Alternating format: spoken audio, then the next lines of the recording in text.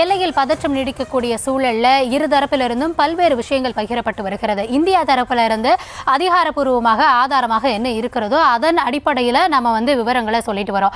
ஆனால் பாகிஸ்தான் தரப்புல இருந்து தொடர்ச்சியாக இந்தியாவினுடைய வான்வழி பாதுகாப்பு தகர்க்கப்பட்டது, இந்தியாவில் பல பகுதிகளை தாக்கி இருக்கோம், இது போன்ற பல்வேறு தகவல்களை அவங்க சொல்லிட்டு வராங்க. இந்தியா தரப்புல ஏதாவது இழப்புகள் இருந்தாலும் இந்தியா அதனை ஆதாரத்தோடு கூறுகிறது. ஆனால் பாகிஸ்தான் தரப்புல சொல்லப்படக்கூடிய விஷயங்கள்ல எவ்வளவு உண்மைத்தன்மை இருக்கிறது அப்படின்றது ஒரு கேள்வியாகவே இருக்கிறது.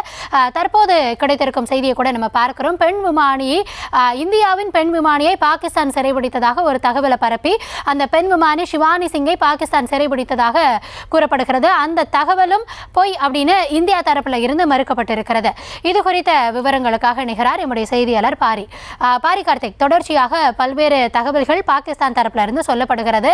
எந்தெந்த இடங்களில் நம்ம தாக்கணும், எங்கெல்லாம் இந்தியாவால் அவர்களுக்கு இழப்பு ஏற்பட்டது, இது போன்ற பல தகவல்களை அவங்க சொல்றாங்க. ஆனா இப்ப வெளியாகி இருக்கும் தகவல் என்ன அப்படின்னா, அந்த பெண் விமானியை சிறைபிடித்திருக்கிறதா சொன்னதாகவும் அது இந்தியா மறுத்திருப்பதாகவும் கூறப்படுகிறது. இதுல முழு விவரம் என்ன, நீங்க வழங்கலாம். வணக்கம். பெண் விமானி தற்போது கைது செய்யப்பட்டிருப்பதாக பாகிஸ்தான் அரசு கூறுவது முழுமையாக தவறு என்று இந்திய அரசாங்கம் மறுத்திருக்கிறது. தொடர்ச்சியாக பாகிஸ்தானை பொறுத்தவரைக்கும் இதுபோன்ற போர் சமயங்களில் பொய் சொல்வது என்பது இயல்பாக தொடர்ச்சியாக அவர்கள் செய்த ஒரு விஷயமாக இருக்கிறது. 1999 அந்த கார்கில் போரின் போது தீவிரவாதிகள் மட்டும்தான் உள்ளே புகுந்து சண்டையிட்டார்கள், எங்களுக்கும் அதற்கும் சம்பந்தமில்லை என்று இதே பாகிஸ்தான் அரசு அப்போது கார்கில் போரில் கூறியது.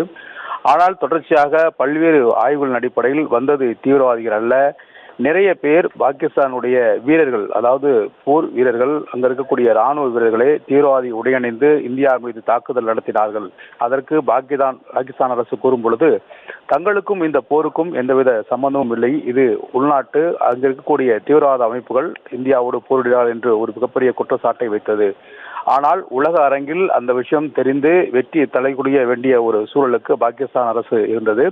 எனவே இத்தகைய போர் சம்பவங்களின் போது தொடர்ச்சியாக பாகிஸ்தான் பொய் சொல்வது என்பது தொடர்ச்சியாக நடைபெற்று வருகிறது.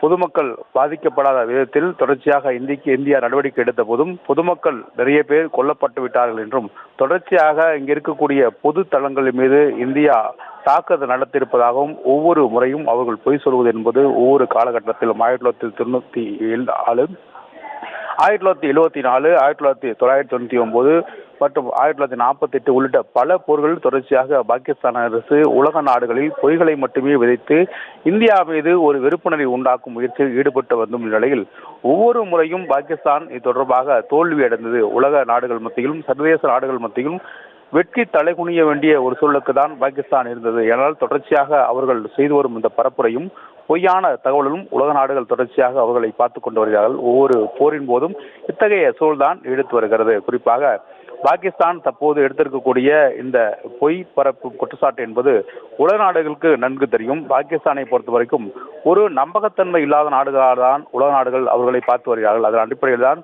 அவர்களுக்கு மிகப்பெரிய பொருளாதார உதவியோ மற்றும் ஏனைய ஏற்றுமதி இறக்குமதி உள்ளிட்ட விஷயங்களோ பாகிஸ்தானுக்கு சரிவர சர்வதேச நாடுகள் ஒத்துழைக்காததுக்கு அடிப்படை காரணம் அவர்கள் ஒரு விதத்தில் தீவிரவாதத்தை வளர்த்து கொண்டிருக்கிறார்கள், இந்தியாவுக்கு எதிரான ஒரு விழிப்புணர்வு தீவிரவாதத்தை வளர்த்து கொண்டிருக்கிறார்கள் என்பது மட்டுமல்ல, அவர்கள் நம்பகத்தன்மை இல்லாத ஒரு நாடாகவே உலக அறிவில் அறியப்படுகிறார்கள். அதன் அடிப்படையில் தான் பாகிஸ்தானுடைய பொருளாதாரமாக இருந்தாலும் சரி, பாகிஸ்தானுடைய நடவடிக்கைகளாக இருந்தாலும் தொடர்ச்சியாக சர்வதேச அளவில் அவர்கள் வெக்கி தலைகுனிய வேண்டிய ஒரு சூழலுக்கு உண்டானதுக்கு அடிப்படை காரணமே இத்தகைய பொய்யான ஒரு தகவல்களை அவர் பரப்புவதுதான் அடிப்படை காரணம். அதன் அடிப்படையில் தான் தற்போது கூட பெண் விமானி கைது செய்யப்பட்டிருப்பதாக அவர்கள் கூறி வருகிறார்கள். உண்மையில் இந்தியா நேரடியாக விமானத்தை எடுத்துக்கொண்டு பாகிஸ்தானுடைய எந்த ஒரு உள்கட்டமைப்பையும் சிதைக்கவில்லை என்று ஒரு தரப்பு இருந்தாலும் கூட தற்காப்பு அடிப்படையிலேயே இந்தியாவை பொறுத்த வரைக்கும் எல்லைகளில் தாக்குதலை தடுத்து நிறுத்த முக்கியமான பணிகளில் இந்தியா ஈடுபட்டு வருகிறது.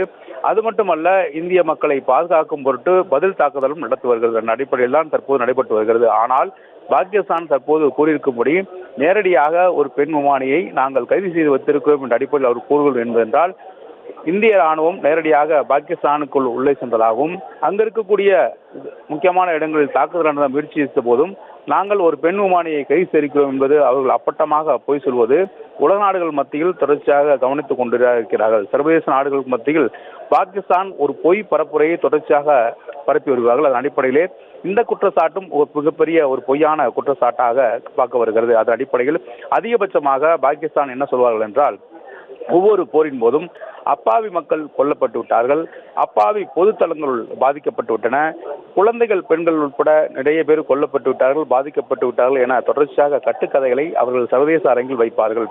இந்தியாவை தொடர்ச்சியாக சர்வதேச அரங்கில் போர்க்குற்றங்கள் செய்த நாடாக அறிவிக்க பாகிஸ்தான் முயற்சி செய்து வரும். ஆனால் உண்மையில் இத்தகைய போர்க்குற்றங்களையும் எதிர்மறை எண்ணங்களையும் வளர்த்து வரும் நாடு பாகிஸ்தான் என்பது உலக நாடுகளுக்கு தெரியவரும். அடிப்படை ஜனநாயகத்தை பேரும் பார்க்கும் வகையில்தான் இந்தியா ஒவ்வொரு முறையும் பாரி, தொடர்ச்சியாக பாகிஸ்தான் தரப்பிலிருந்து கூறப்படும் தகவல்கள் எவ்வளவு நம்பகத்தன்மையற்றதாக இருக்கிறது, எவ்வளவு பொய் பரப்பி வருகிறார்கள் அப்படின்றத உங்களுடைய விவரங்கள் மூலமாக புரிந்து கொள்ள முடிகிறது.